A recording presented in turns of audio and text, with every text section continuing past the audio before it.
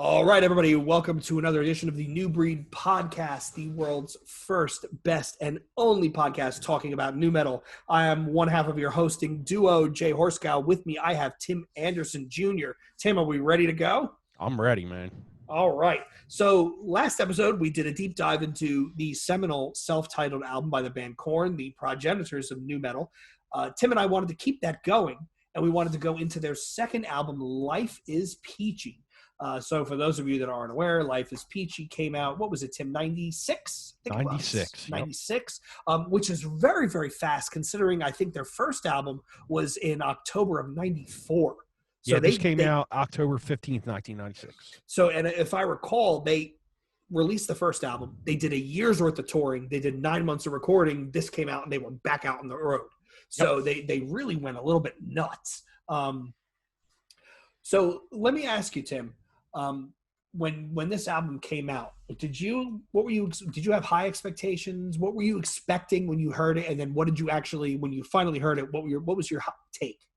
I thought it was going to be very difficult to top the self-titled record.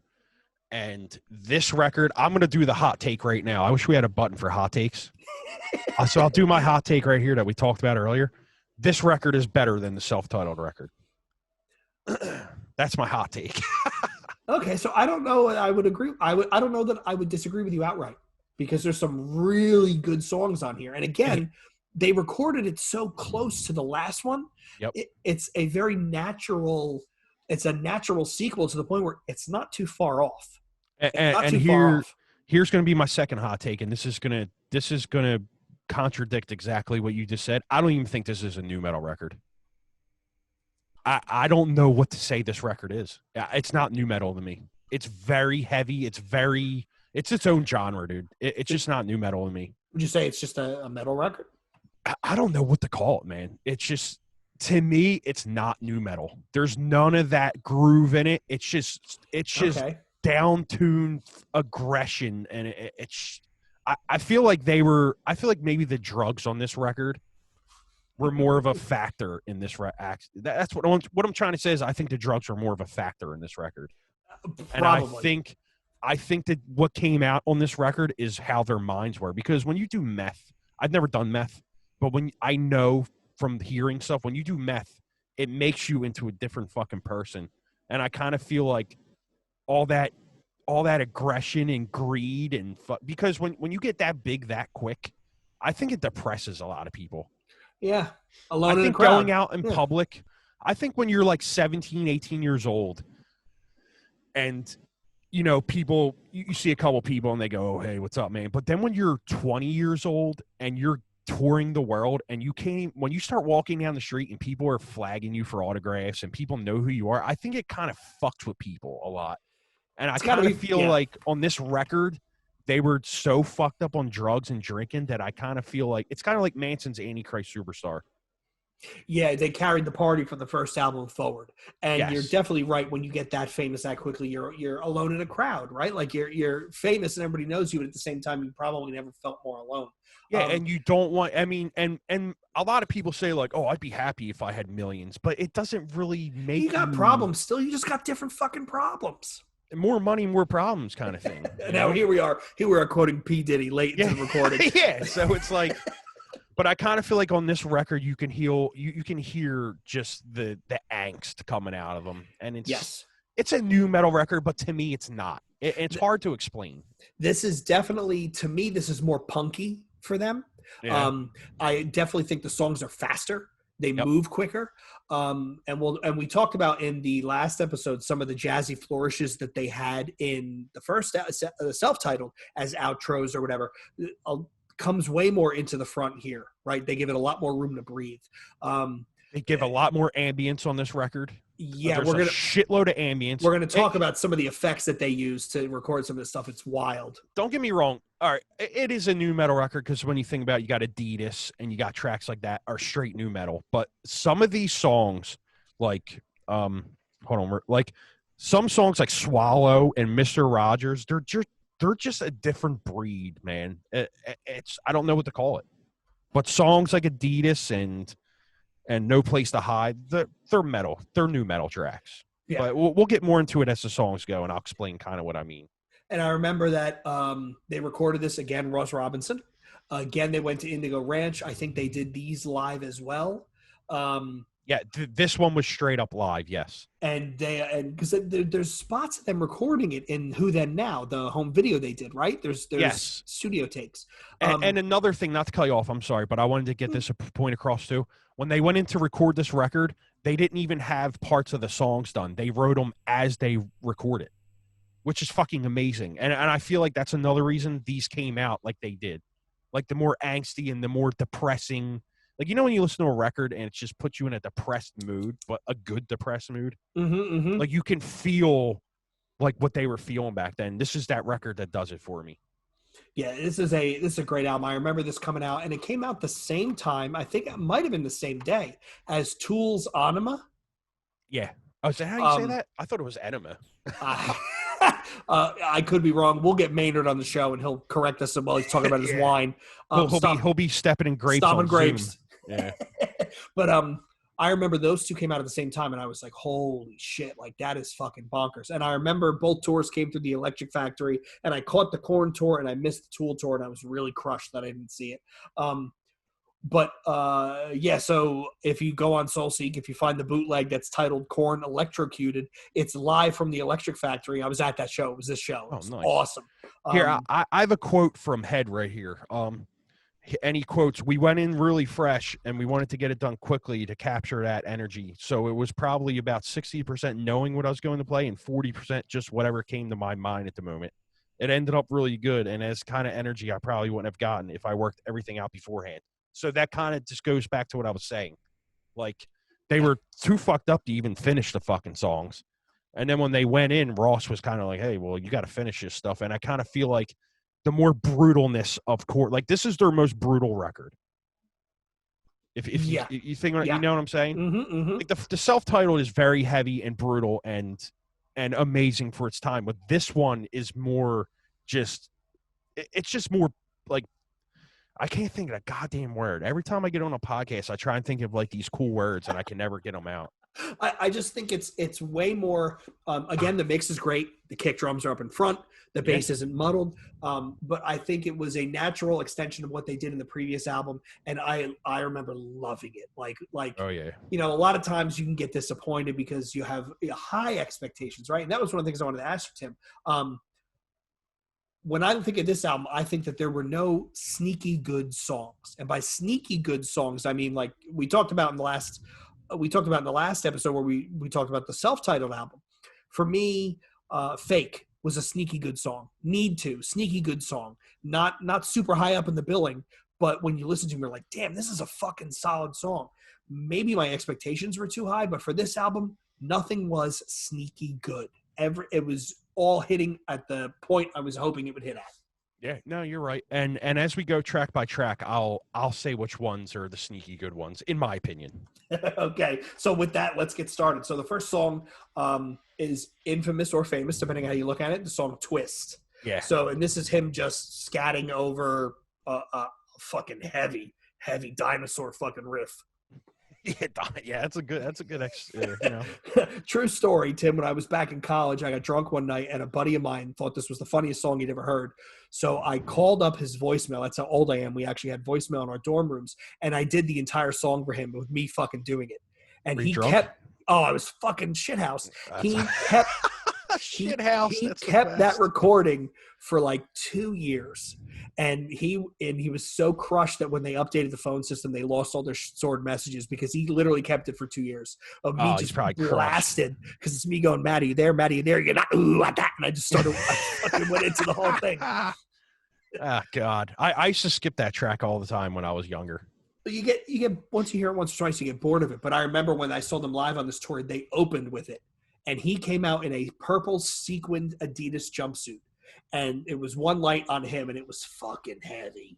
I think he still fucking wears that shit. Probably. God bless him, right? I mean, they put Adidas back on the map. He's probably like, they probably just give him stuff to wear. Like, here you go. Here's some shell tops. Wear these on tour for us. Yeah. Here, enjoy this. So we obviously have the requisite intro track, and then we go right into Chi, which, again, Banger. I think this is a banger. What are your thoughts? Banger song. This record has so many bangers on it. It's just like the self-titled has bangers, but these bangers are just more bangerish to me, if that makes sense. Like it's just so well written, so angst ridden, so just like I need to break out kind of songs. You know what I mean? Mm-hmm, mm-hmm. Like get me out of here. And I kind of feel like when you go to Follow the Leader, you can kind of hear where they were like happier, or they were happy and they were like, all right, we're into this fame now. This shit, this is like 9 Inch Nails' Downward Spiral, where he was just a fucking disaster. I kind of feel like they were a disaster with these tracks. Yeah, this song is just the whole fact that it starts with feedback and he yells, and then it goes right into the song. And again, everybody makes fun of Fielding and his bass playing. The bass is very prominent in the mix, and it actually adds a nice tone to the fucking songs. Yep. This is the one where the chorus, it's just David tapping the snare, right? And he starts fucking freaking out. Is that the song? Oh, yeah, they're like doing it. Yes. Yeah, it's again, a nu metal stereotype. It's the dynamics, the louds and the softs. Korn fucking does it perfectly. They do it perfectly. And then it goes right into him fucking yelling into the microphone. Amazing. What's he say? Can't you feel this? Yeah, and then it goes, yeah. Dude, amazing shit, man. Yeah, like that stuff right there will just. I'll be 55 and I'm gonna love that record. It's just one of them records. Like, I mean, I'm 36 now, so 20 years from now, I'm still gonna love it.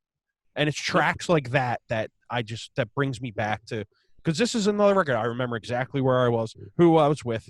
I remember where I fucking put it on the first time. You know what I mean? Mm-hmm, mm-hmm. Like the first piece of gear I listened to it on, I could tell you. I could probably tell you what headphones I had on. You know what I mean?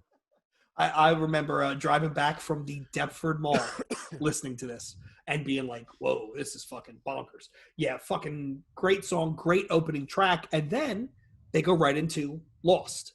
Oh yeah, which leads off with a kick drum snare, and then it goes right into the fucking song. For me, the part about Lost that sticks out for me, Tim, is I guess it's the bridge where it goes. I think it's Fieldy, and then the drum comes in behind it. Like I thought that was fucking amazing. Yeah, what is it? The pain in which I cared offer or some shit like that. Yeah. I just thought the structuring, again, it's the dynamics. It's the fact that the drums are way up in the mix and not in the back Lost.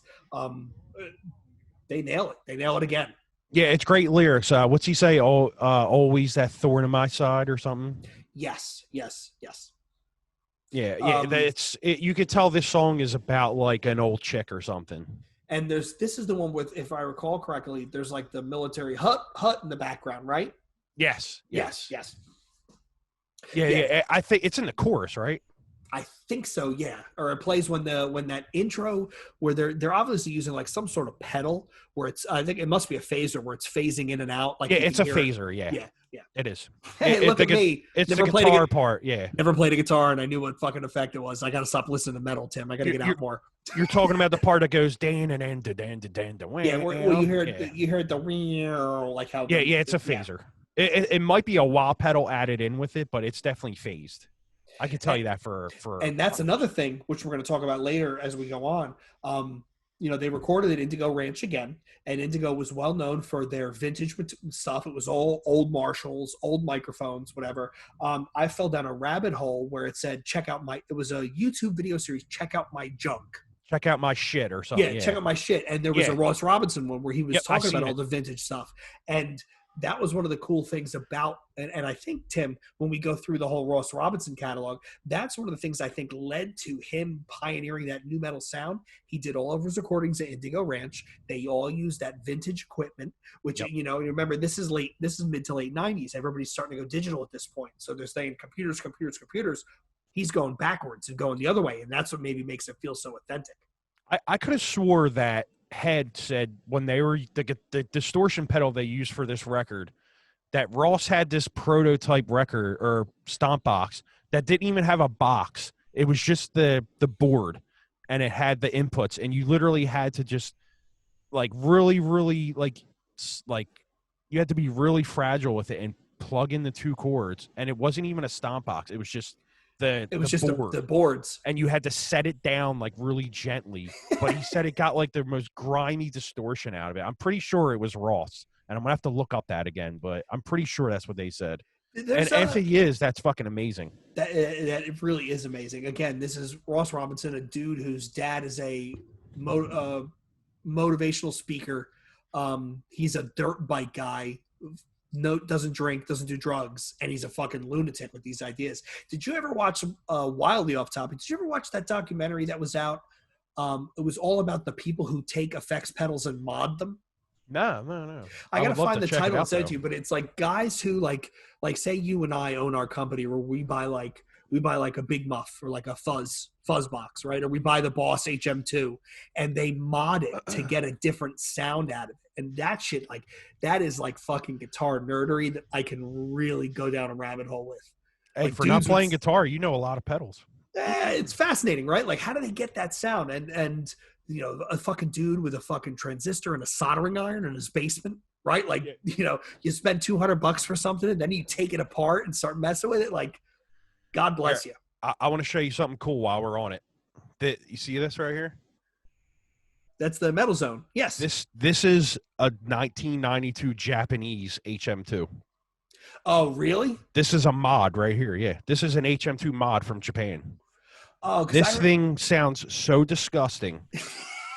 Like if you want to play At the Gates, this is the fucking pedal right here. Is that buddy, also that's like Entombed, Trap Them, that whole sound, right? My buddy gave this to me. He's like, I don't need this anymore. He's like a rock dude. He got this off of some Japanese dude and he gave it to me. This thing is I could probably get like $1,000 for this pedal. Oh yeah, because there was an article. I fell down that HM2 rabbit hole where the ones that were made in Japan use different transistors, so they retain their sound better.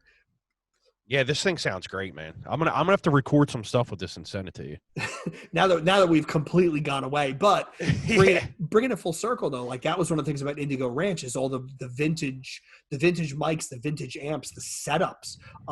That creates you brought the last episode, Tim. You talked a lot about ambiance, right, and bringing the ambiance forward and setting the right emotional tone. That's why I think them going back to the well with Ross and doing the same thing again at the same studio was a bright move because it's a natural growth. Yeah. And a lot of people say it's like I think you also said it's like, oh, it's a continuation of the self-titled, which I kind of agree with because they were in the same mind frame. But like I said, it might be a continuation, but it defers into a different sound to me.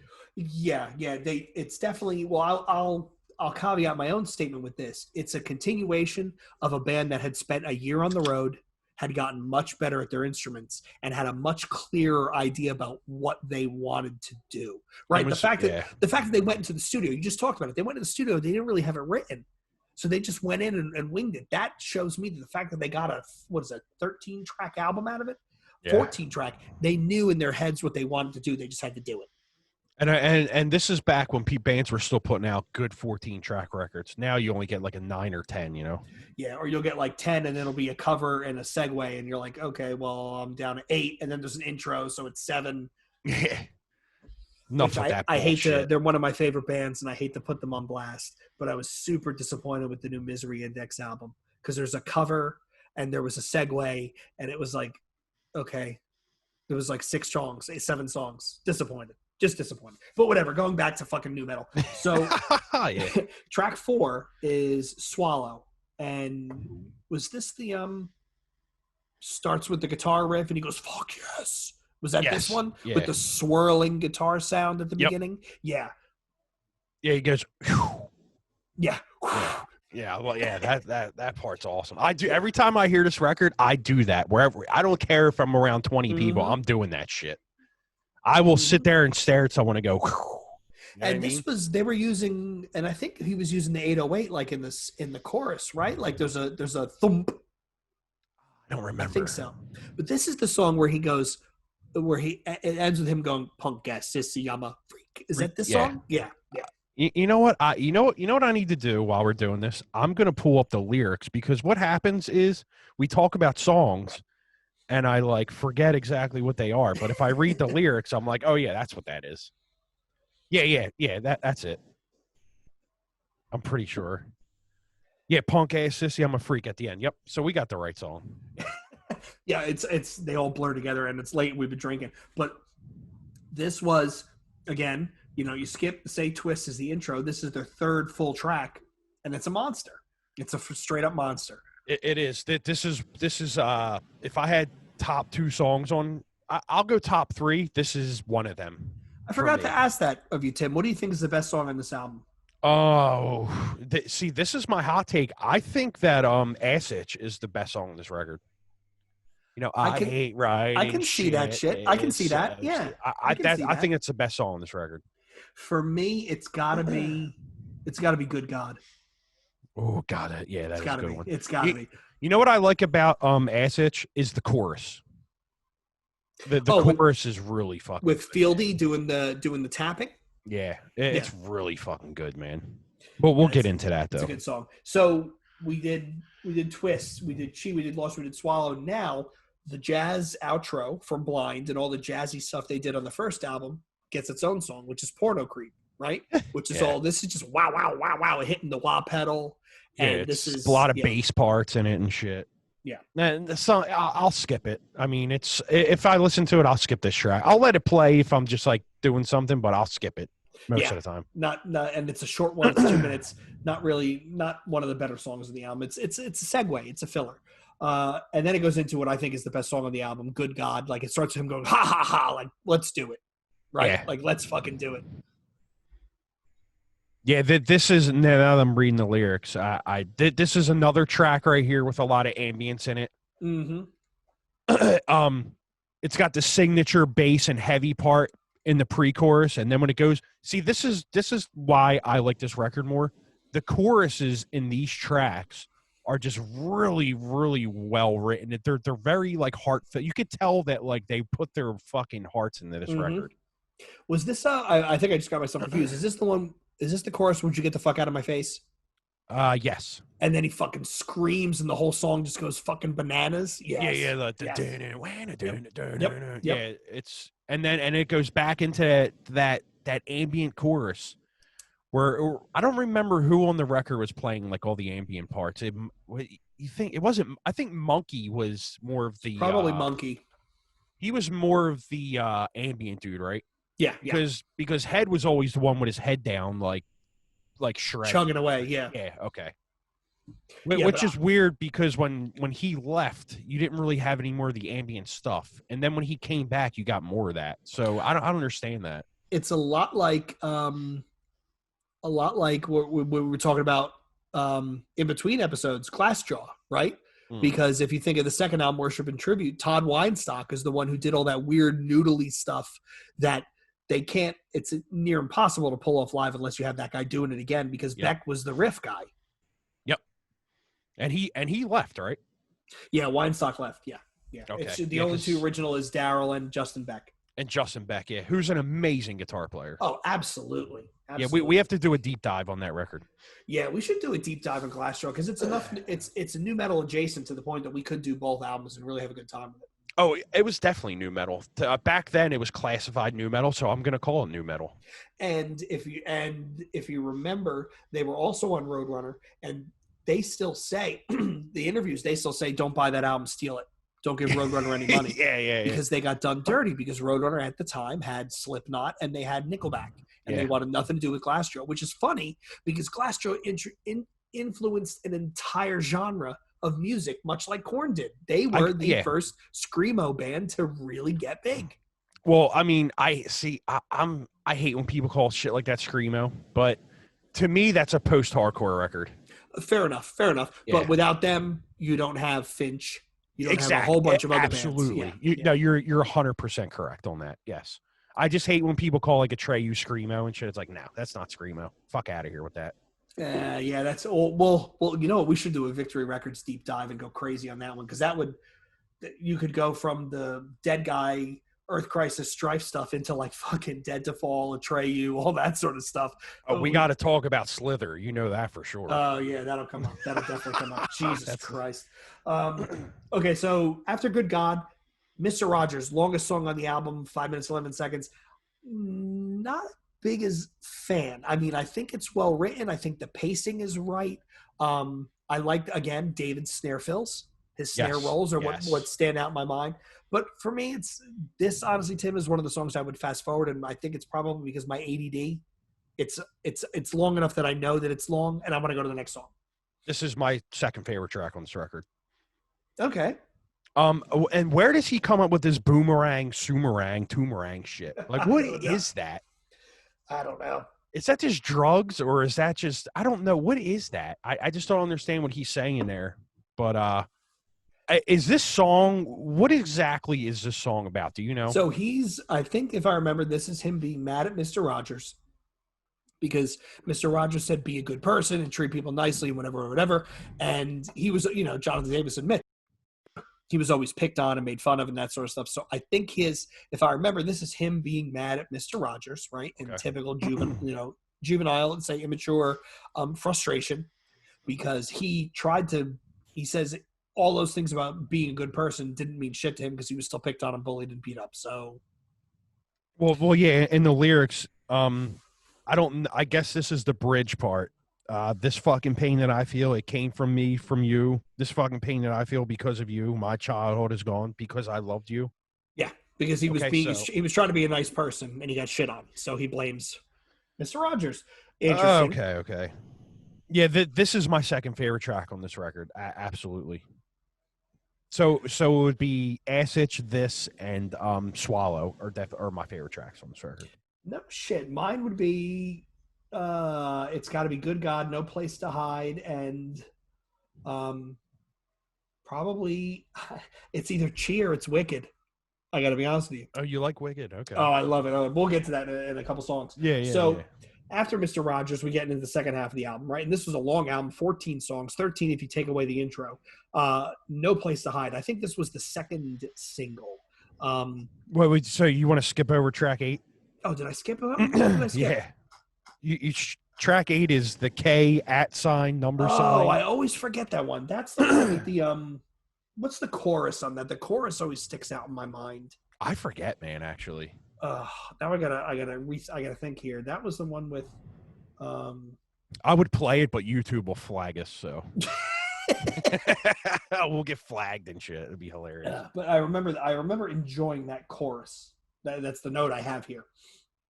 Yeah, I mean, I can type it in lyric-wise if you would like. Yeah, what is? Why don't I remember that? Hold on, here we go. So lyric-wise, it's I don't know what to say, so what? Don't give a fuck, man. I don't know what to say, so what? Oh, okay. This is just a song with a bunch of curse words in it. Fuck you, titty sucking, two-ball bitch with a fat green clit. Okay. It's just him. It's just him talking nonsense, licking, piss sucking. Like, what the fuck are you talking about, dude? This is a filler track. Oh, now I remember this song. Yeah, it was terrible. Okay. Yeah, I don't know what to say. Yeah. Yes, now I remember it. Okay. So it's just a filler track with a bunch of stupid ass lyrics in it, which is, it's a stupid track to me. So this is the worst track on this record. Yeah, probably. I don't know. Lowrider's close to it, but we'll get to that. Yeah, I mean, one of the lyrics is "damn fucking diarrhea slut with HIV." Like, what? Okay. Yeah, this was him being childish and just stringing together fucking dumb shit to say. Didn't he have HIV tattooed on him, or does he? Yeah, he did, because everybody used to call him gay, and he's like, I'm not gay, but whatever. If you're gonna make fun of me, I'm gonna own it. Hey, whatever, man. Hey, do your thing, right? Do your thing. Yeah, fuck it. So, getting away from the fucking expletive fucking run, we have No Place to Hide, which was second single, third single? First single. Shit. Yes. Brilliant. One of my favorite songs in the album. I think it's well put together. The David's snare run where they go into the climbing guitar riff, the dun dun dun dun dun dun dun dun, and you combine that riffing with that tone, that fucking cheese grater fucking filth that they have. It was just fucking so heavy. My favorite part of this record is it's about, I think it's the bridge part where it's just the bass. It's just Fieldy going and he's going in it where I lie. And then it goes in. Part. Yeah, awesome. That you know what? This is a very good track. I'm the type of guy who, like, when I hear singles a lot, I kind of go where I'm like, oh, I don't need to hear that song because I heard it a million times. But this is now that I think about it, this is a good track, a very good track. And this is a good track. If you want to hear the ambience, this is a good track for that. It's a good track for bass. And David's drumming on this record, I think the drumming on this record is better than the self-titled, honestly. Yeah, I might actually agree with you on that. I think his fills get crisper. Yep. But again, I'm gonna keep ringing this bell. Ross's mixing, where they have the drums very much in the front of the mix. Yeah, you can't help but pick out like some of when he does like the when you hit the triangle at the top of the cymbal, right? What's that called? Like the tenth bell? at the top, the bell. Like when he does something with his bell work. Yeah. It really makes you hear it. Whereas in like modern metal and stuff, that kind of gets sort of lost sometimes. Like it gets put more towards the back of the mix. The kick drum is so far in front that it hits you in the face. It's fucking fantastic. I love it. This is one of the albums that you can blast really loud, and it's just so satisfying. Yes. And it sounds clear too. It's not like over compressed. It's not a mess on your ears. See, that's the problem with most metal nowadays. It's so compressed and overdone. It's like, oh man, like why did you do that? Like not to get out of the Korn again, but like the new Cattle Decapitation record is so overproduced, but it's so fucking crisp. But yeah, it's very, very crunchy. You know what album I thought was mixed very low and it actually kind of does them a favor? The newest Origin album, Omnipresent. Who is it again? Origin. Oh, Origin. Okay. Yeah, it is not nearly as loud as some of the other stuff. It's not so compressed, and I actually have to turn it up. But they're another one of my favorite bands. He is as a drummer, he is out of his fucking mind. One of the most devastating live bands ever. Oh, unfucking real. I was listening to an interview with him on the Vox and Hops podcast with the guy from Cryptopsy. Ooh, and the guy asked him, Flo? No, it's not Flo, it's the singer. But he'll have like somebody on and then they'll drink craft beer and they'll talk music. And, he was talking about how their tour got canceled, which, by the way, if you're hearing this, apparently that tour has been rescheduled for November. So please, Jesus, don't let the fucking coronavirus come back. I really need to see that tour. But he talked about how he has trouble with single stroke double bass with his 1 foot. And he's like, I'm working on it, but whatever. And I'm listening to this guy who blasts at speeds with accuracy that is almost inhuman. Talking about how, it's like, Tim, I'm having a little bit of trouble with the single foot stroke double bass. And I'm like, are you fucking kidding me? Like, dude, you're a fucking monster. Stuff I can't even do on 2 feet. Right. And he's blasting away. He's I forget his name, but he's goddamn ridiculous. John Longstreth. He is a monster. Yeah, he's ridiculous. So let's bring it back to new metal. Here we go. We're going down a rabbit hole. So we just hit No Place to Hide, which is track 9. And one of the bigger songs in the album. Then it goes into a cover of Ice Cube's song Wicked with Chino. Only reason I'll dig the song is because Chino's in it. Oh, Chino definitely, he loves Sade and he loves that lighter stuff, right?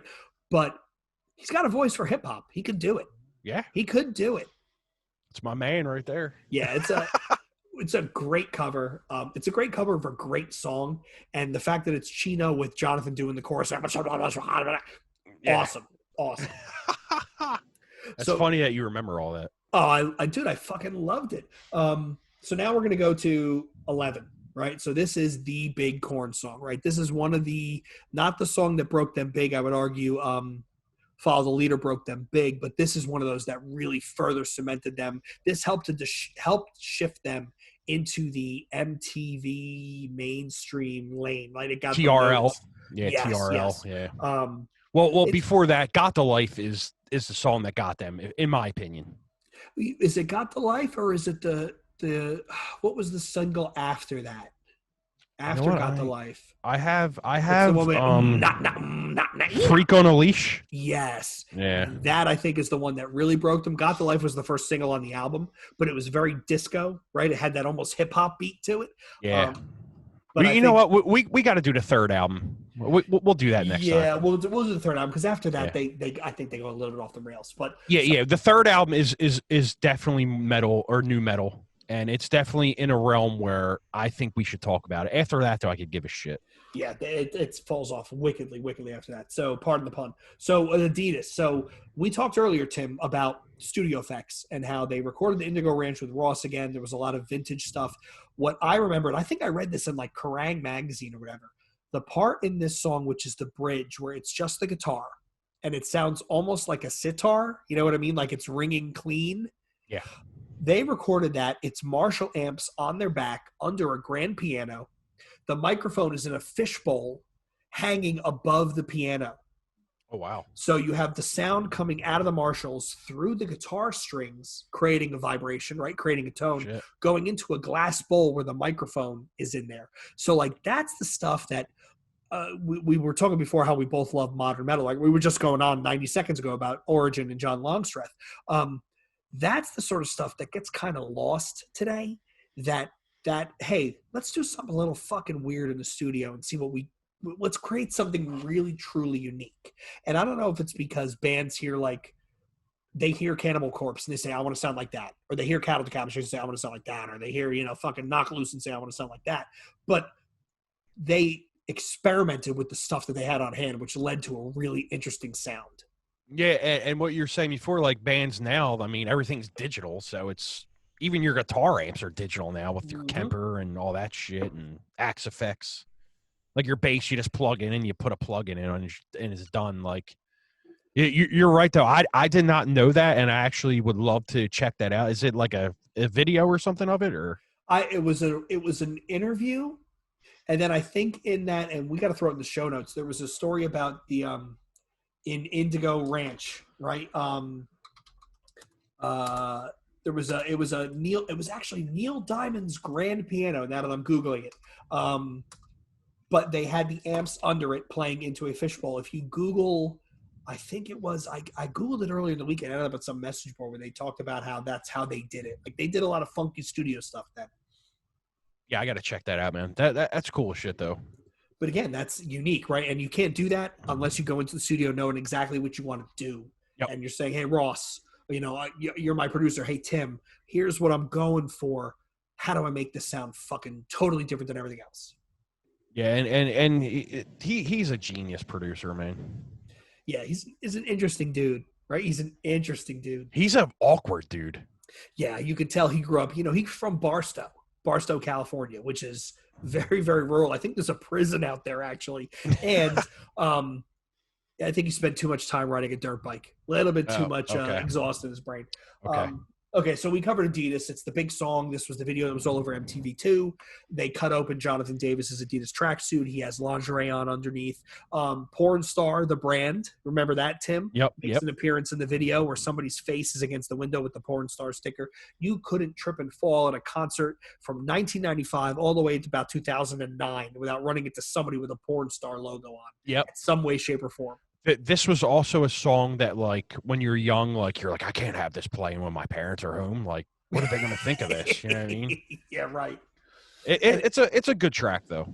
Oh, we can be, as adults, right? I would loosely call us adults. We can admit that the lyrics are a bit juvenile, but it's absolutely still a fun listen. Yeah. See, and I keep going back to the choruses on this record. The choruses are they're all good. Like, I don't know if it was Korn that went in and thought of this, or was it Ross that was like, you got to have strong choruses on this record, because they did.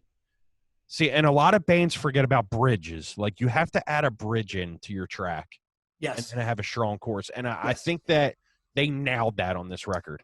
Absolutely.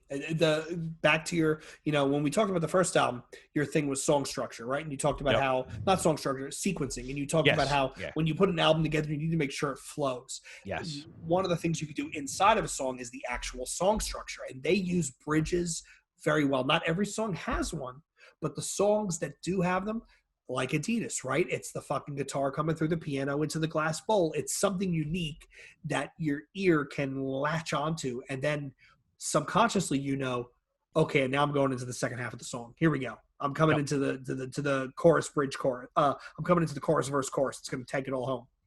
And Ross did a really good job of automation on this record too. I mean, that's like a recording term. I don't know if you know what it means, So automation is kind of like where you'll make a part of the song louder and more expressive and more booming. And Ross did a very, very good job of automating this record.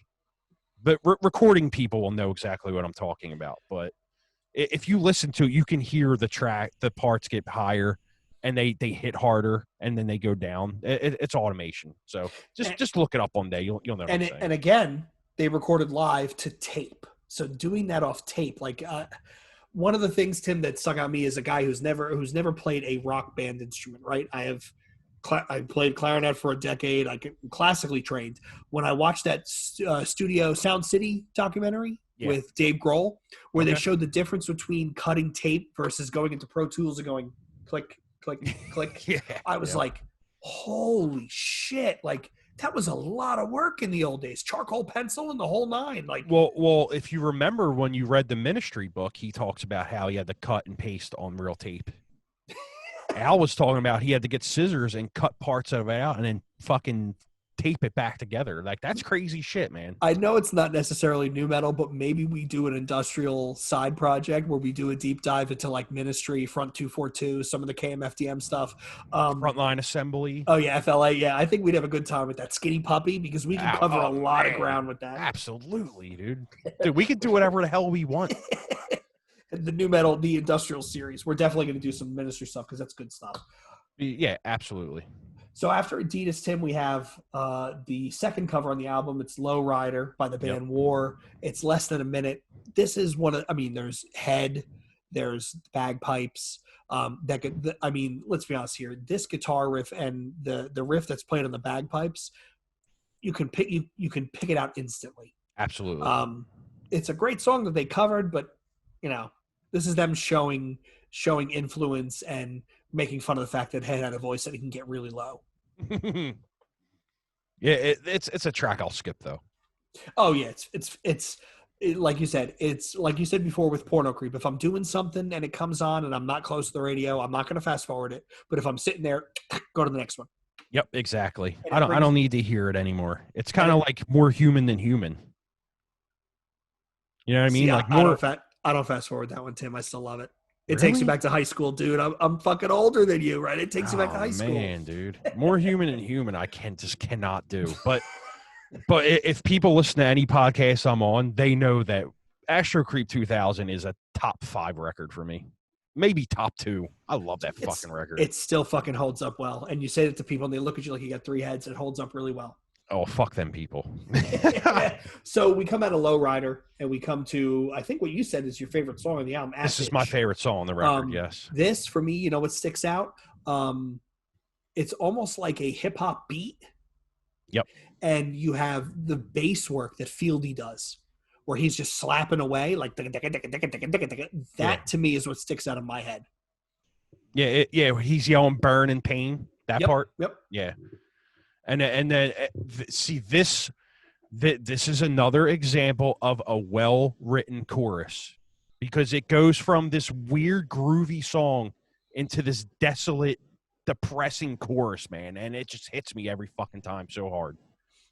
Like, the lyrics in the song are kind of stupid. Like, I hate writing shit. It's so stupid, all that kind of stuff. But, like, aside from the lyrics, this song is the most well-written song on the record, and it just... I'm surprised that they put it at the end, to tell you the truth. But now that I think about it, the way it starts, it kind of does fit at the end, actually. Like, especially like the intro riff of it. You know what I mean? Yeah, especially with the cursing fucking song that they did. Fucking, what was it? The fucking dumb cunt licking, whatever. Fucking, yeah, the K at sign. Whatever that fucking shit was. But this is one of those songs where I didn't necessarily like it at first. I went back to it and I'm like, okay, this is actually really good, well done. And then I went, okay, this is really well structured as a song. Like, it's built really well. So you're going to go back and listen to all this shit, aren't you? Dude, I ever since you and I have started doing this show, my music taste is I've called it the triangle. I've hit 3 bases. The first base is new metal, right? Mm-hmm. So it's Korn. I depending upon the response of how we do these episodes, I think we should do a Limp Bizkit deep dive, because I could go fucking in on Limp Bizkit. So it's been new metal.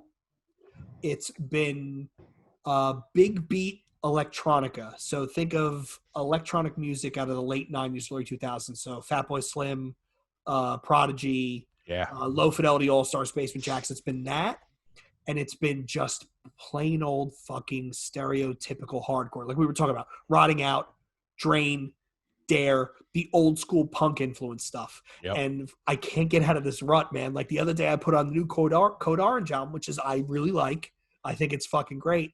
And I was about 5 minutes in and I said, I really think I want to listen to fucking Fear Factory. And then I was right down a different avenue.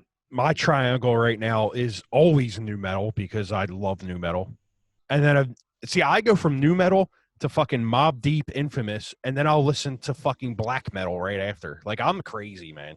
Well, you have to. If you listen to nonstop metal all the time, you'd be a fucking psychopath. If you listen, I find people that only like one genre of music and that's all they listen to a little bit close-minded because there's so much more out there that you just got to expose yourself to. Yeah.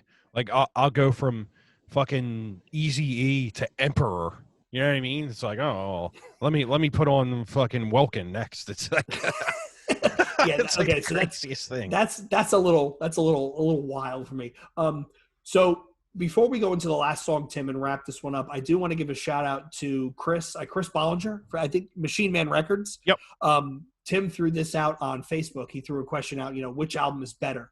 And Chris went in. Like he didn't just say one. He went in. It's funny because I was going to bring this up at the end of this. I'm so glad that you did.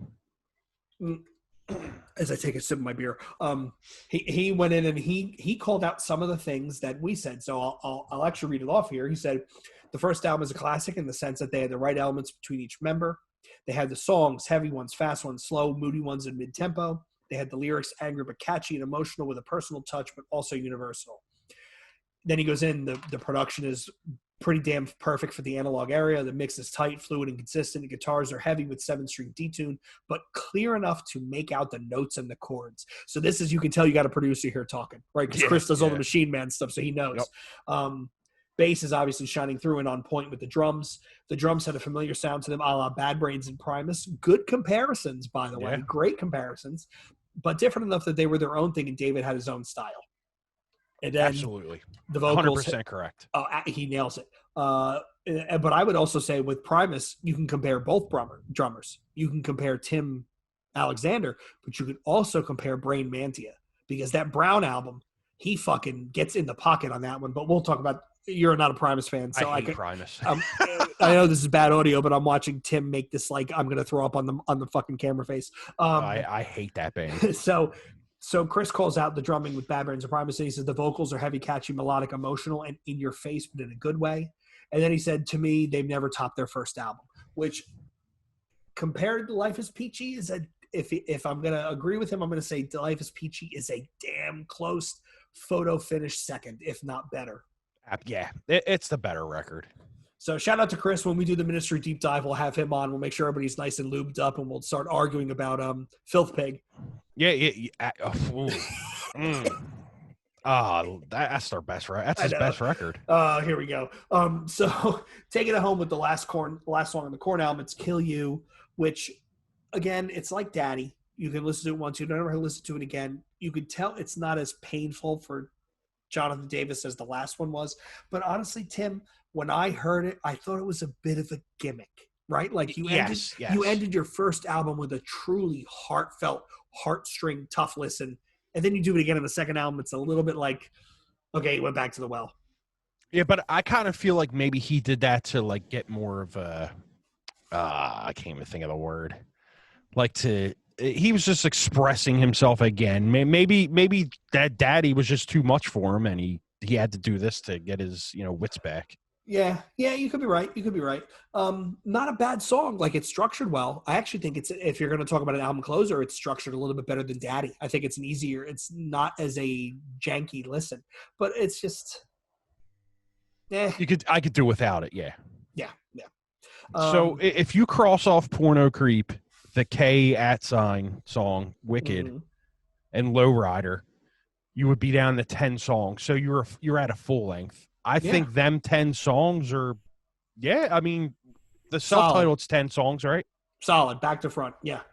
Yeah, so if you take them 4 songs out, it's a solid, really good record, and it's better to me.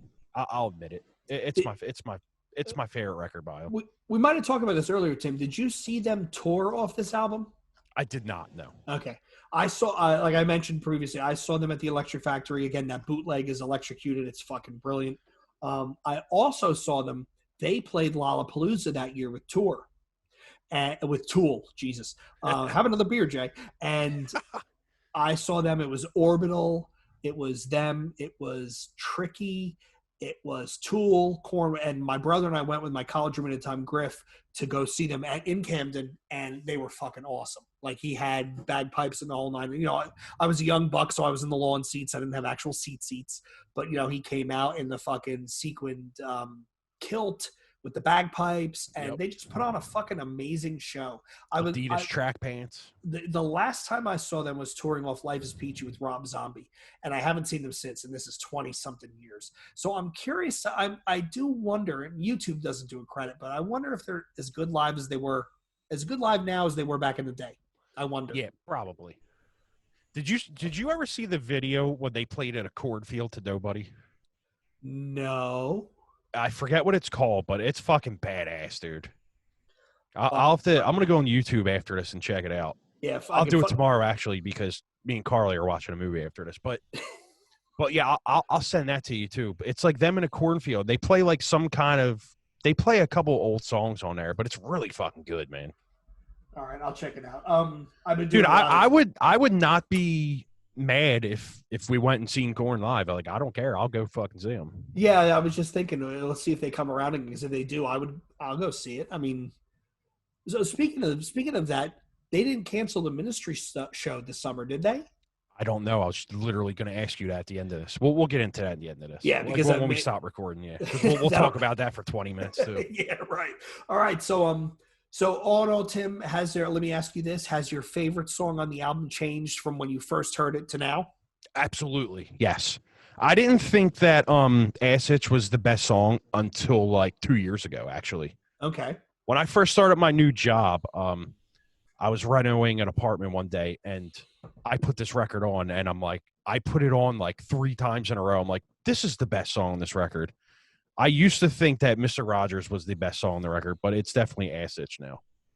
Yeah, it's I still stand by. It's somewhere between Good God and No Place to Hide, with Chia close second. I just think there's some really, really great tracks on here. It was a great continuation. It was a rare second album non-letdown. You know, a lot of bands let you down on the second album because they spent so much time perfecting that first album that by the time the second album comes out, you're like, which, if we're going to get off the reservation here, I'm really curious to hear how the newest Vane album comes out, because that first album, they've been playing those songs for a long time. Yep. So it was tight. So I'm curious to hear what the new stuff sounds like. I mean, they were playing them songs with the demos. Like, people don't even know that. Well, we'll talk about that later. Yeah. So anyway, on behalf of Tim, myself, I want to thank everybody for listening. Hope you enjoyed this again. We are in the process of, we have an email address, Tim. I think it's nubreedpodcast@gmail.com. Am I correct? Yes, sir. So you can email us if you got questions, comments, concerns. You want to come on the show. You have really strong opinions about fucking Power Man 5000. Let us know. Tim and I will have you on as long as you're willing to talk and willing to have a couple of drinks with us. We will more than welcome have you. If you got show ideas, you got feedback about previous episodes, please get in touch and let us know. I want to thank everybody for listening. Thanks to Tim for taking the time. And once again, we will speak to you again soon. Oh, yeah. And real quick, you can hit us up on Instagram. It's Nubreed_podcast. I forgot about the Instagram. Thanks, Hit Tim, us up on there. And I'm sure we'll have a Twitter and Facebook eventually. But, you know, yeah, like Jay said, thanks for listening, man. And we'll definitely get guests on with this Zoom stuff. This stuff, I love this